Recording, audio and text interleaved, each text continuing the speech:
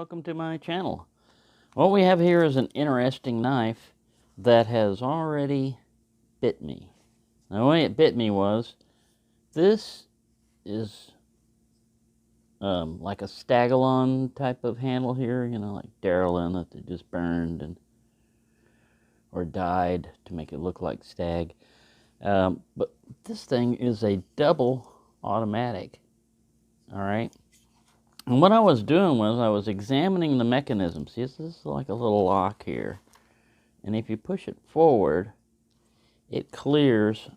Let me bandage this up and I'll explain what happened. But I was pushing this button, and with that forward like that, it's locked, but with it back, it opens. And I was manipulating it, and I was manipulating this, and the blade started to come up, and I grabbed the blade to keep it from coming open. Yeah, and it was just instinctive, you know, like, no, I don't want this to pop out yet. And of course I grabbed it by the blade, and yeah, it's sharp. It's sharp. So let me take care of that and bandage that up before we go. Get some of these bandages that Toby and family sent me. They sent me this knife too. Kind of like, no, we're going to send you a lot of knives. We might as well send you some bandages. They also sent me a first aid kit. I haven't reviewed it yet. I've looked at a very extensive first aid kit. All right, you shouldn't touch this part right here that I'm touching. And you should put some kind of like antibiotic ointment on it and stuff like that. But this will be good enough. I just like to say, you know, anybody that reviews knives and doesn't cut themselves, I'd be suspicious of. Like, yeah, you just look at knives, but you don't actually touch them, because if you use knives, or I don't care how careful you are, you're gonna get cut. That one wasn't real deep. All right, so this is the only identifier on it.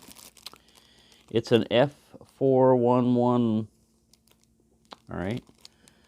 Unless you read Chinese, this will tell you everything. Where the guy lives. This is the boat he's got. Here's that fishing pier, you know, that they had earlier. And then there's his neighbor. All right, well, let's get out of here.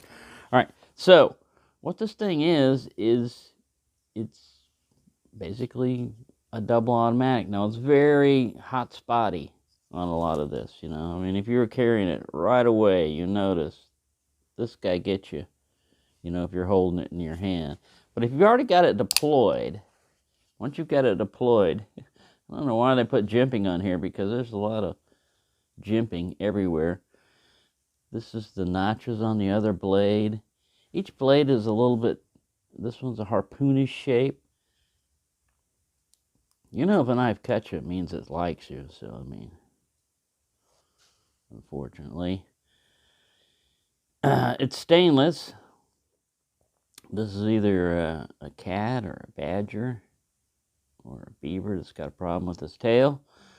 Harpoon shape. I like the little harpoon shape. Jimping up here. We already know this is sharp. I mean, we can test it out on other things, but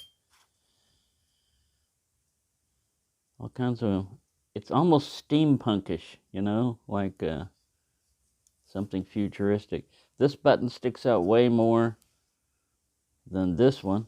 Let's look at the mechanism. Now, it's running on, it's not like it's running on nylon washers. It's running on a nylon pivot. As far as I can tell, there must be something in the center of that. Focus on that, you bonehead.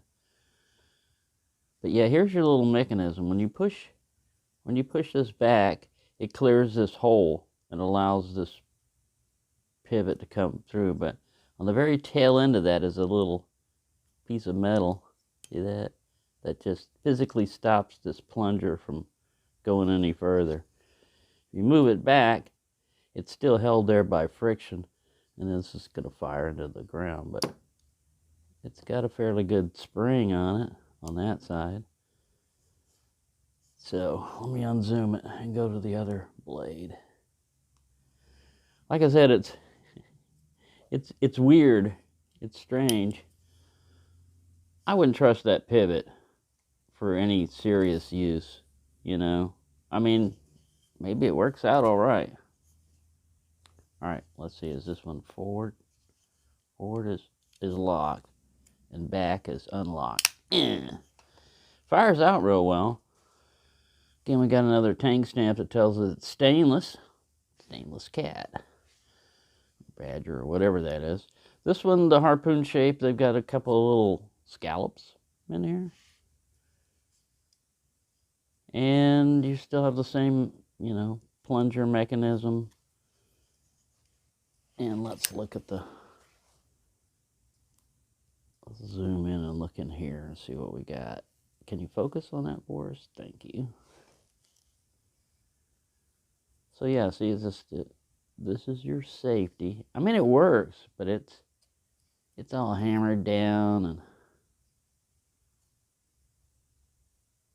crude mechanism, basically, but functional. All right, it's pivoting off this nylon thing. It's got to have a steel core for this pivot to go into. You know what I mean? I mean, it should. I don't know. I'm not going to take it apart, even though I could. I don't know. Maybe. Since it's already bit me, maybe I should gut it. All right, this is what you get. You bite me, I'm tearing you apart. But yeah, safety on. Safety on. Push the button. Nothing happens. Now these, like I said, it's hot spot galore, but when you get in the middle where you're away from everything, it's not too bad. All right, safety off. Fire it. The other blade, you know, it's different. All right, so how long is each blade here? Long enough. All right, almost a 4-inch blade. It's about a 4-inch overall. Cutting edge is most of that 4 inches. And it's kind of a flat grind. You can see it's kind of crude on this one. But yeah, wherever I grabbed it on, whichever blade that was, because they're like a double take or a muskrat, you know, you look at it and you're like, huh, two of the same blade. Which side do I got? Because there's no shield or anything. You just have to figure it out. Overall, it's interesting. That's all I gotta say about it. Interesting and definitely sharp enough. All right, we gotta do one unofficial stab test here. I gotta get a new can. This one's been depleted. We'll stab up here.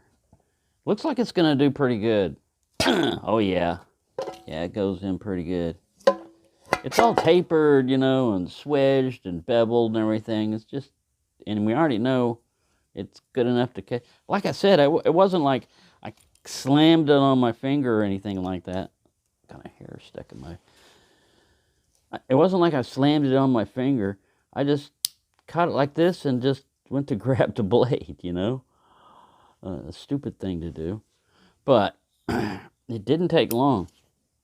And it took a little bit for the blood to come up. So it was just one of those little slices. All right, we got to flip it over. Try the other side. Ooh, now that one had hit something. That one was weird. Did I bend the tip? Don't tell me I bent the tip on the car. Hobo armor stops it. Oh yeah, you just gotta hit it just right. It's like a rib cage or something. Because yeah, you hit one part and it's that's pretty good. Yeah, you meet a little initial resistance, but then it just slides right in. Like I said, because this thing's tapered and beveled and pointy and everything. So there you go. Tested against human flesh and hobo armor. I don't know what more you can ask for on a review testing a knife. Let's see how well it cuts human flesh. Your flesh. What? Ukraine. Ukraine. And this is the pouch it came with, which is Velcro. I like that one. I think it was Jolly Peanut was showing where they had a snap, a button snap. Those are great. That's much better than, I hate Velcro. But yeah, this is just like a little, very minimalist type of nylon sheath you get with it. Now, you know, these things are mostly, I guess you could carry it, you know, automatics, double automatics were allowed. Look, it has to squeeze in there. It really does look like it wouldn't fit, but somehow it manages to get in there and fit in there and work. Not real strong stitching or anything, but it'll work. Crack! Velcro.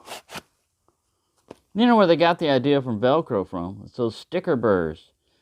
They catch on your, you know, the grass burrs and stuff that get on your feet. They got the idea from that. Grass burrs are annoying already, but yeah, they use little hooks and loops. They just got that idea from grass burrs getting caught on things. So there you go. There's the Chinese killer, Pakistani stabber. I don't know. I think it's Chinese. It's made out of some kind of stainless steel, double-edged, and it will cut you. Thank you for watching, and have a nice day.